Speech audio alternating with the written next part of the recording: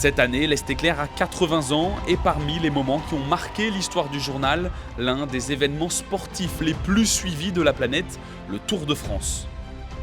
Ces dernières années, les meilleurs cyclistes du monde sont venus à 3 reprises dans l'Aube. En 2017 d'abord, où la ville de Troyes a vécu l'arrivée de la 6e étape et a vu s'imposer l'Allemand Marcel Kittel.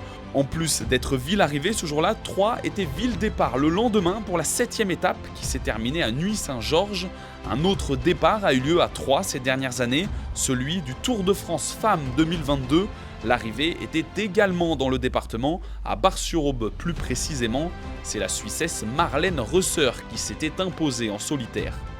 Mais le point d'orgue du Tour de France dans l'Aube, c'était bien lors de la course masculine 2024, quand le dimanche 7 juillet, une étape 100% auboise de Troyes jusqu'à Troyes a permis aux meilleurs cyclistes de la planète d'emprunter les fameux chemins blancs.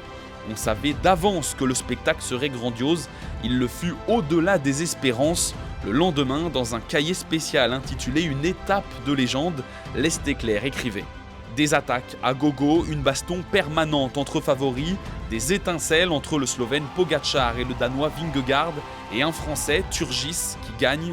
Le scénario de la 9e étape du Tour, concentré de cyclisme total, a frôlé la perfection. Mais pour l'Est éclair, relater une étape du Tour dépasse le cadre sportif.